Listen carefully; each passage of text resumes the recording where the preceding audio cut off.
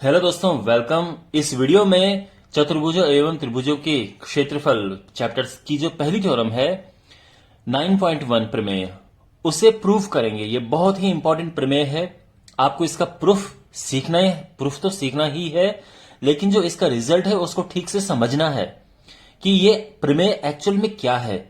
तो मैं आपको ये प्रमेय समझाता हूं और साथ में मैं आपको इसका प्रूफ बताता हूं। तो सबसे पहले जो ये प्रमेय है वो है कि दो समांतर रेखाओं के बीच में जो समांतर चतुर्भुज होते हैं सेम आधार पर उनके एरिया एक जैसे होते हैं। तो यहां पर एक समांतर रेखा हम ये मान सकते हैं और एक ये समांतर रेखा है। आप चाहो तो इसको बढ़ा सकते हो, बट उसकी जरूरत नहीं है। इनके मध्य इस सेम आधार पर दो समांतर चतुर्भुज हैं। एक है ए बी सी डी और दूसरा ई एफ सी डी। इनके एरिया एक जैसे होते हैं और ये बात हमें प्रूफ करनी है। आप समझ रहे हैं? देखो, ये दोनों चतुर्भुज जो है समांतर चतुर्भुज, ये एक ही बेस पर हैं।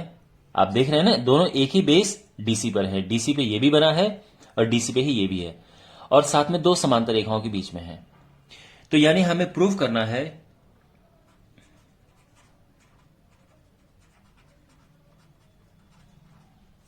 कि area A B C D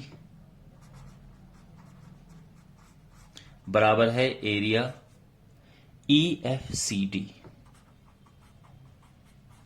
ये हमें प्रूफ करना है। ओके, तो प्रूफ करने के लिए हमें सबसे पहले क्या करना है, इस ट्राइंगल को ए ई डी और बी एफ सी, इन दोनों ट्राइंगल्स को हमें सर्वांग सम प्रूफ करना है, कॉन्ग्रुएंट प्रूफ करना है। ठीक है, अब देखो कॉन्ग्रुएंट कैसे प्रूफ करेंगे मैं आपको बता देता हूं। सबसे पहली बात, ये दोनों भुजाएं बराबर हैं। क्यों? क्योंकि ये एक पैरेललोग्राम है। चतुर्भुज समांतर चतुर्भुज है। समांतर चतुर्भुज के आमने सामने की भुजाएं बराबर होती हैं। इसके अलावा ये दोनों भुजाएं भी आपस में बराबर हैं। क्यों? क्योंकि ये भी तो एक समांतर चतुर्भुज है, तो इसकी भी आमने सामने की विपरीत भुजाएं बराबर होती हैं। ठीक है, इसके अलावा इनके मध्य का हम एक एंगल, यानी इस एंगल को इसके बराबर प्रूव करना है। तो हमारे पास फिर साइड एंगल साइड का नियम हो जाएगा। ठीक है, तो ये हम इस तरह से चलेंगे। ये हमारे माइंड में कॉन्सेप्ट है। उससे पहले एक और बात आपको ध्यान में रखनी है कि जो ये कोण है ये इस कोण के बराबर है। ये दोनों संगत कोण है, कॉरस्पॉन्डिंग एंगल्स हैं। ये सब हम लिखेंगे। ये कोण इस कोण के बराबर है, ये भी संगत कोण है, कॉरस्पॉन्डिंग एंगल्स। अगर दो कोण बराबर है तो तीसरा बराबर हो जाता है, तो ये अपने आप ही बराबर हो जाएगा। तो फिर हमारे पास ये और ये बराबर हो जाएंगे। साइड एंगल साइड और साइड एंगल साइड से इनको सर्वांग सम प्रूव करेंगे और बाद में फिर हमारा आंसर आ जाएगा। ठीक है, तो ये हमारा जो पूरा प्रोसेस है मैंने आपको समझा दिया है। अब इसे हम लिखना शुरू करते हैं। तो सबसे पहले ट्राइंगल ए डी ई की बात करते हैं। ट्राइंगल ए डी ई और ट्राइंगल बी सी एफ में। ठीक है ना? अब इसमें देखो, सबसे पहले एडी बराबर है बीसी के। इसका कारण क्यों है, क्या कारण है इसका? क्योंकि ये समांतर चतुर्भुज की विपरीत भुजाएं हैं। समांतर चतुर्भुज के विपरीत भुजाओं के युग्म बराबर होते हैं। यही कारण इसका भी है कि डीई बराबर है सी एफ। सेम रीजन है। ठीक है, अब बात करते हैं कि एंगल जो ए है, या एंगल हम इसको नाम देते हैं ई ए डी, ये बराबर है एंगल एफ बी सी के।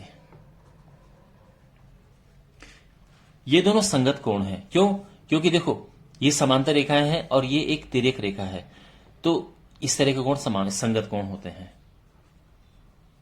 संगत कोण को इंग्लिश में बोलते हैं कॉरेस्पॉन्डिंग एंगल्स। अब ये कोण और ये कोण भी बराबर है, angle A E D, angle A E D बराबर एंगल बी एफ सी, ये भी संगत कोण है। तो इसीलिए क्या होगा कि एंगल ए डी ई बराबर हो जाएगा एंगल बी सी एफ।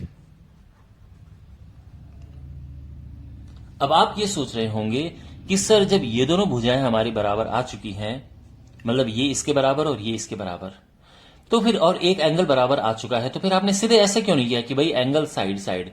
वो इसीलिए मेरे दोस्त कि एंगल साइड साइड कोई नियम नहीं होता है, ठीक है ना ही हम इतना कर सकते थे कि हम ये एंगल साइड ले सकते थे, इतना हम कर सकते थे, ठीक है ना, क्योंकि ये एंगल बराबर हो गया, ये एंगल बराबर हो गया, और ये साइड, तो हमारे पास एक नियम होता है एंगल साइड का, तो हम कर सकते हैं। बट कोई बात नहीं, हमने क्या किया यहां पे, क्योंकि दो कोण जब बराबर होते हैं किसी भी त्रिभुज के, तो तीसरा कोण अपने आप ही बराबर हो जाता है, इसलिए ये बराबर है, तो हमने साइड और ये एंगल और ये साइड, तो साइड एंगल साइड नियम से ये साइड एंगल साइड नियम से ये दोनों सर्वांग सम हो गए हैं। तो हम यही लिखेंगे कि ट्राइंगल ए डी ई बराबर सर्वांग सम है ट्राइंगल बी सी एफ के, ठीक है। अब सर्वांग सम होने से क्या होता है, उनके एरिया बराबर होते हैं, therefore area A D E बराबर है एरिया बी सी एफ के। ये एरिया और ये एरिया बराबर है। अब दोनों तरफ हम एक एरिया जोड़ेंगे, वो है E B C D.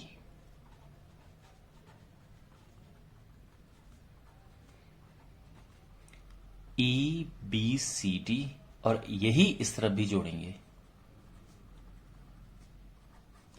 E B C D. तो देखो इस एरिया में हमने ये वाला एरिया जोड़ा, तो क्या बन गया, ये पूरा एरिया बन गया, यानी ये हो गया area A B C D.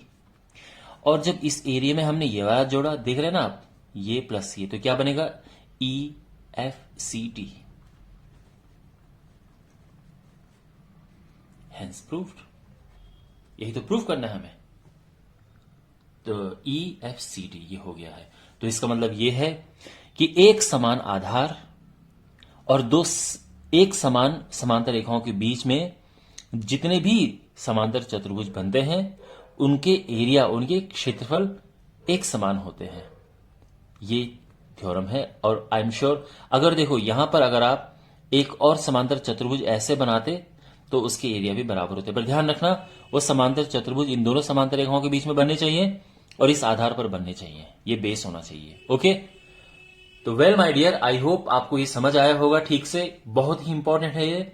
और अब आने वाली जो वीडियोस हैं, अगले वीडियोस में मैं आपको 9.2 एक्सरसाइज कराऊंगा, पूरे डिटेल उसके सारे क्वेश्चंस उसमें करेंगे, तब आप इसको बहुत अच्छे से और भी समझेंगे। तो मिलते हैं अगले वीडियो में, टेक केयर।